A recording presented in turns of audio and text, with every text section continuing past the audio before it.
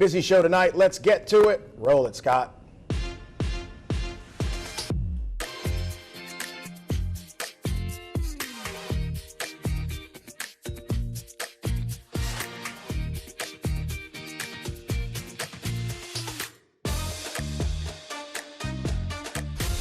So, have you heard about SafeBR? It owned the news cycle this week. SafeBR is a coalition of business, government, community leaders all coming together to address violent crime in our city and in our parish. Here with us in segment one of the show is Chris Meyer, the new CEO of the Baton Rouge Area Foundation, and guess who's been here before? Adam Knapp with the Baton Rouge Area Chamber. We'll get into his trip to Apple at the end of the segment, but let's start with SafeBR. What is it? Yeah, Clay, this is a coalition that's come together, as you know, representing business, nonprofits, and government, all who want to focus on reducing violent crime in our community. It's something that takes all of us to address, and frankly, I think everyone's realized that solutions are better when we come together. Adam? I think the thing that our business community, our members of the Chamber have said for a long time is their assets are here, their employees are here, their families are here, and the things that keep them up at night are public safety, education, and transportation issues, but public safety has long felt like a challenge that they just can't get their head around what they can do to be involved and to try to contribute to change. And so SafeBR, for us anyway, is a way to try to answer that question. What does the business do? What does an individual do to try to curb violence in this community? There are three pillars. One is an investment in technologies and evidence-based strategies for law enforcement, in addition to support for officers who are injured in the line of duty. The second pillar is investment in human capital using evidence-based strategies. And then the third is accountability for the criminal justice system and us, and what we're doing as a coalition, as a part of this. But here was a question I got this morning when we did the presser: why is this different? So my answer was, because we already have things in motion, that we're not announcing this with the intention to get started. We have some things happening now. What is your answer as to why this is different? Yeah, I think one, it's a coalition of action, right? This is a coalition that wants to put forward new initiatives. And we also want to highlight good things that are already happening. Mm-hmm. I think a lot of times, things that are positive in our community are happening in isolation, and naysayers out there, it's easy to kind of pick off because the information is not fully spread. So I think it's both a combination of real action, new initiatives that we're going to be starting, and we're going to be communicating about this as a collective, so that maybe in your part of town you listen to your pastor, maybe in others you listen to a business leader. Mm-hmm. I think the opportunity here is that we speak with one voice of whatever it takes to reduce violent crime in our community. And I would say sticking with it, right? That is not only action, but it's doing this not for 1 year or 2 years, but we have a goal to see violence be reduced and stay down. And the path to doing that is something that can't be one-off. Right. And it can't be about just one project. Right. A number of years ago, there was an effort to try to curb truancy. Well, it started, it went away, Mm-hmm. and now truancy is an issue again. This has got to be something that's got to be put in place. It's going to be sort of a sustainable way to attack these issues, not just the violence itself, but what are the community interventions that have to exist. And we have to drive it. We've talked about keeping constant communication with the public about how we're doing, to keep them informed as to what initiatives are coming, how ones that are going on are doing. Sitting right behind you is a picture of Devin Page Jr. and Allie Rice, and that's a part of what we are doing with the Page Rice Camera Initiative. Kathy Tolliver spoke at the press conference for this, and she spoke to the need for everyone to get involved. Russell Mosley said the same thing. The sheriff said the same thing. Chief Myron Daniels said the same thing. We really can't make this North Baton Rouge and South Baton Rouge doing different things. That's right. We have to move in the same direction. You concur? Yeah. Oh, absolutely. And I think too often it's easy to feel as an individual like, how do I contribute to the solution? Mm-hmm. As Adam said, I think much of the conversation around our dinner tables and throughout our community over the last several years has been this sort of fear of the rise in violent crime. I think this coalition gives you a chance to take action. Maybe that action is lending your name and saying, you know what, we've got over 150 people and organizations that have already committed to this coalition. It's growing every day. What if that becomes 10,000 citizens saying, you know what, we want to be the safest community in America? We know it's possible. It could be contributing money. You know, Right. it could be saying, I want to be part of the solution to help fund a Paige Rice camera initiative for my business, for a neighborhood in need, or I want to help in one of those communities and deal with the root causes of violent crime. This coalition has an opportunity for everyone to get involved. Safebr.org is the website, safebr.org. You can sign up to see how many organizations and individuals have signed up for this. You can also sign yourself or your organization up. We want it to keep growing. Let's talk about, we've got about 45 seconds, the money on this, because money is, you know, how much money are we trying to raise? Yeah, we're trying to raise ultimately $15 million from the private sector to match with over $50 million from government sources. So this really becomes a public-private partnership to put our money where our mouth is and focus on evidence-based strategies to reduce violent crime.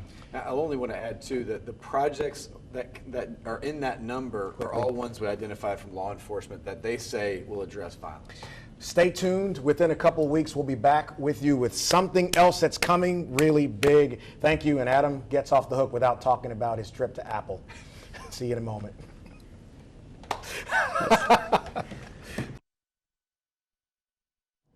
So we've talked about this before on the show. It's an amazing curriculum that our young people can get in driving schools. Lieutenant James Jefferson with Noble and Trooper Christian Reed with the Louisiana State Police are here to talk about the Youth Driving Initiative out of the Law and Your Community curriculum by Noble, the National Organization of Black Law Enforcement Executives. And you guys have been doing this now for a little while. It's in partnership with the Law Enforcement and Criminal Justice Foundation. This is so great. So when kids go to get their driver's license, learning how to get behind the wheel for the first time, you and colleague law enforcement officers go into the driving schools and talk with them about interaction during a traffic stop, and you give them some things to remember when they're behind the wheel if they get pulled over. Yes, sir. So as you said, the Law in Your Community program is a nationally recognized hands-on training program designed for young people 13 to 18 to help increase communication and understand their rights. But to your point, we really focus on traffic stops. We know that more Americans will come into contact with police through a traffic stop than any other call for service.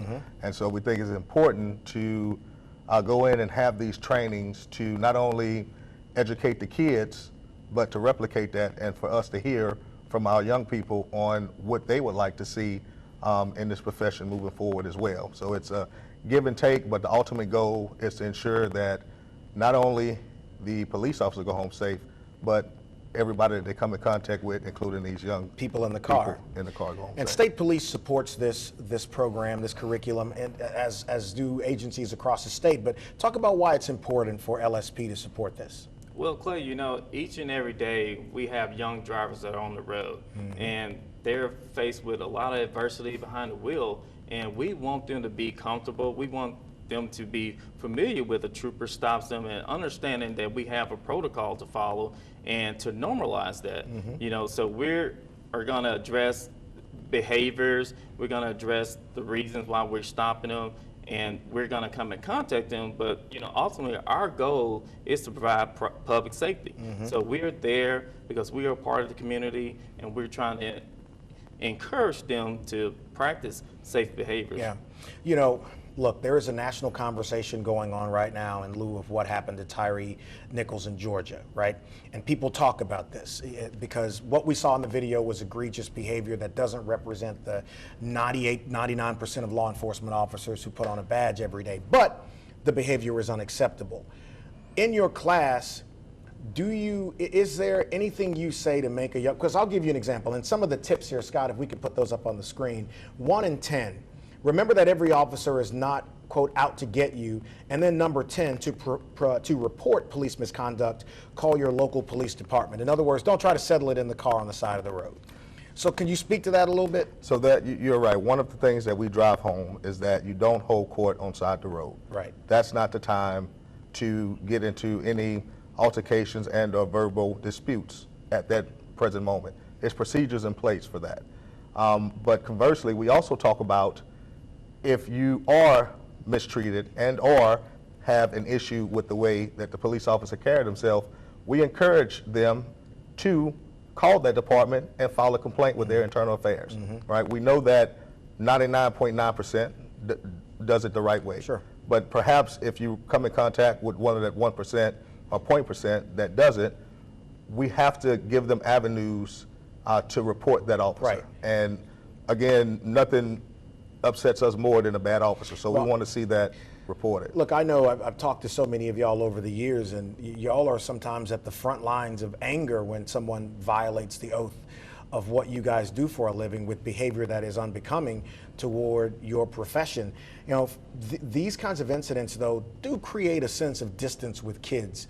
Do you find that when you're able to interact with them in these classes that you could break down some of those barriers? So that's our very intent, is to try to break down those barriers and let them know that we are here to provide a public safety, do it the right way.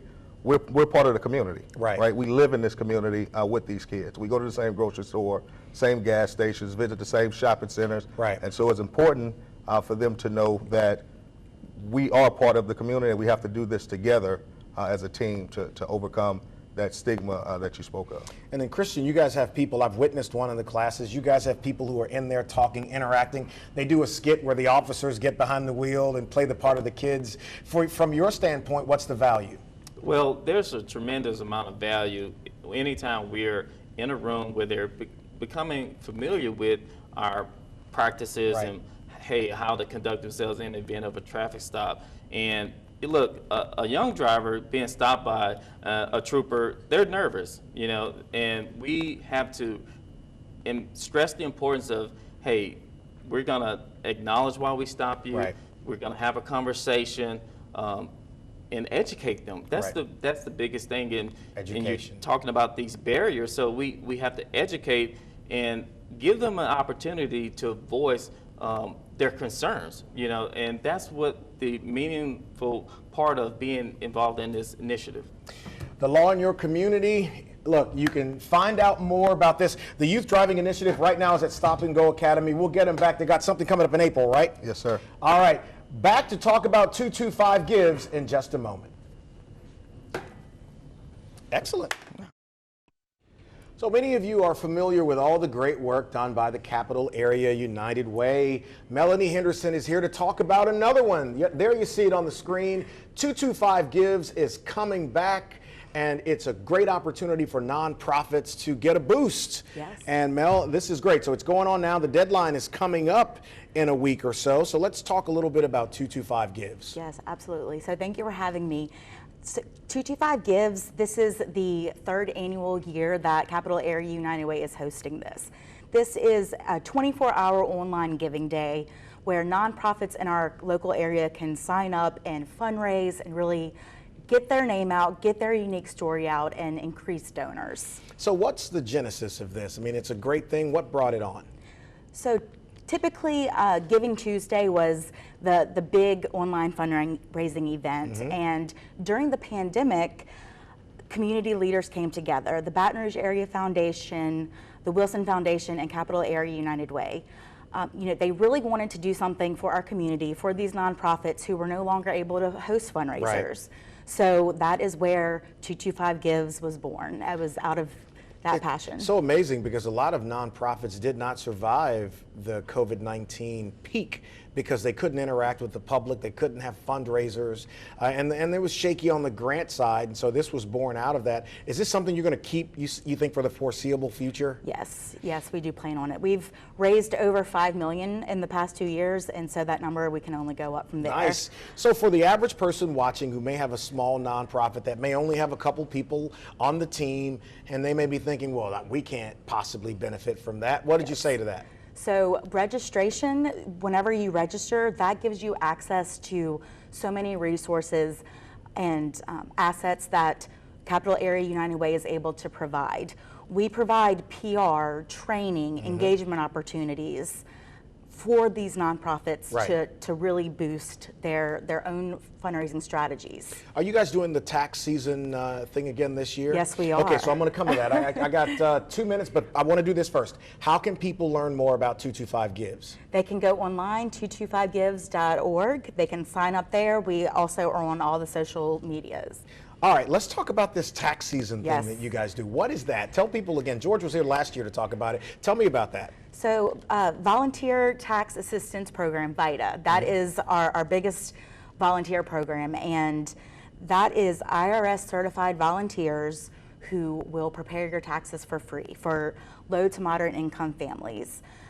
We have a huge Super Tax Day coming up at the library, so people What's can that? come to What is that? Super Tax Day. Yeah. It's our big event to come get your taxes done, get some financial education, learn about other vendors. That is happening February 25th. And this is at the Goodwood The Library? Goodwood Library. That's on 225 too. That is, So this was yes. so fascinating when I heard about this last year. I'm like, man, for people who are wanting to get that done, and you know, there's some predatory operations there out there are. for people who are getting refunds. Yes. And so this is reputable, and you can use this, and there's no fee for it? There's no fee, and you can call 211. It's a free and confidential resource line to schedule an appointment. That's fantastic. About how many people have y'all dealt with?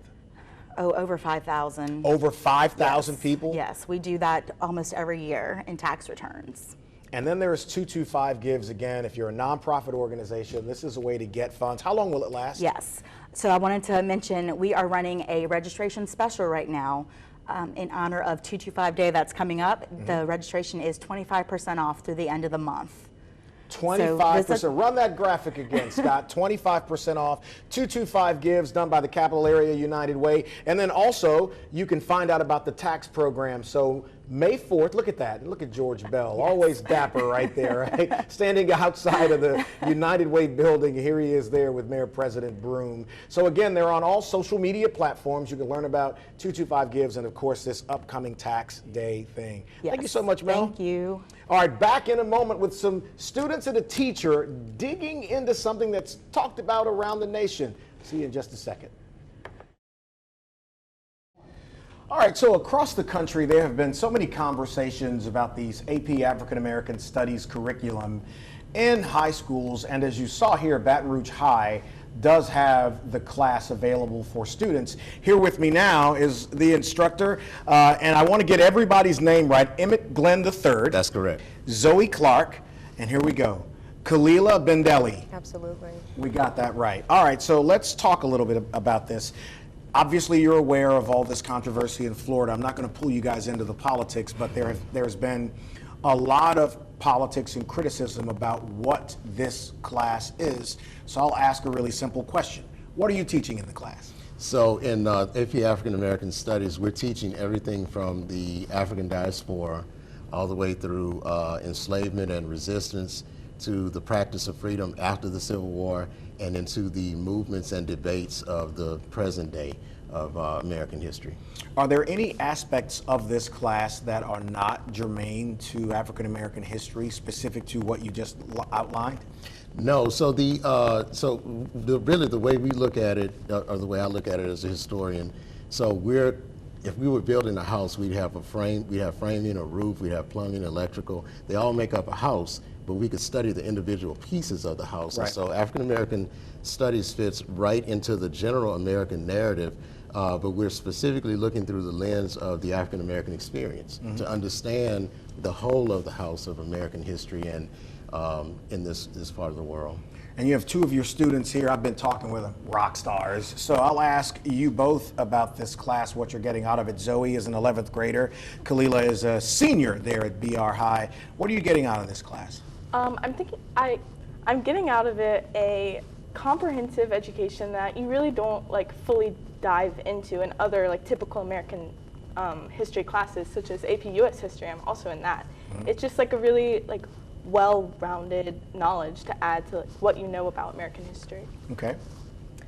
I completely agree with Zoe. I think specifically we're learning a lot about the more positive aspects of African American history that we don't learn about in US history, like the inventions that come from Black people, Sure. like the resistance movements, the violent and nonviolent ones. So we're really getting to see the full picture of who Black people were and continue to be in America. You know, it's interesting. I did some reading about this subject and some of the movements to ban books in schools and curriculum. There was a Harris poll that found that 70% of Americans oppose book bans.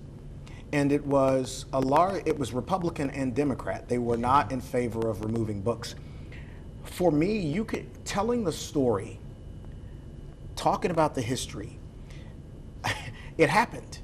Right. So for people who are concerned that a class like this would incite violence or indict another race of people, what is your response? So our focus is on, again, the history, the documents. As a matter of fact, AP has identified primary source documents. So in the class, we analyze documents. We don't analyze or evaluate each other or other people. Sure. And because we're studying the past, we're not talking about anybody here, present day. But one of the things that I think a lot of people don't understand is that many of the things that are in this course, people have wanted to know and explore, and they've known about, they've talked about in their communities.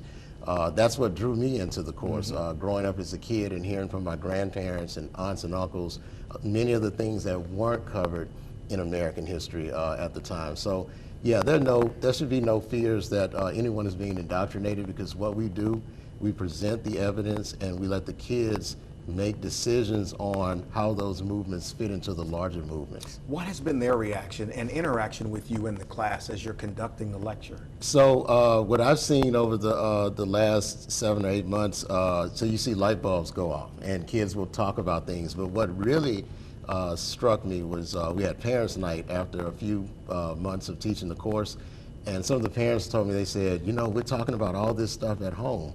And the kids never, told me that. So had we not had parents' night, I would not have known that a lot of things that sometimes they don't talk to me about, they're talking at home on these subjects. And my daughter is in one of my classes, and she said, basically, she said, "Dad, you left a lot of stuff out." And I'm like, well, I mean, I was going to talk about it at some point, but of course you don't do a deep dive like that. You can't get everything in there. No. So what has been the feedback from parents and who have kids in your class?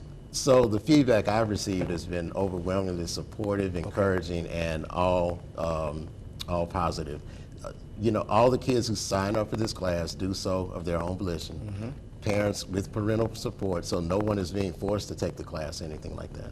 Well, look, we appreciate you guys coming on. I could say they're both rock stars who are going to go on and do great things. And I just wanted to be able to talk with an educator about the course and then ask questions about what's being taught versus some of the stuff that's often spewed that is not necessarily often the truth. But thank you all for coming on. Thank you for having us. All right, you heard tonight about 225 Gives. You heard about Safe BR.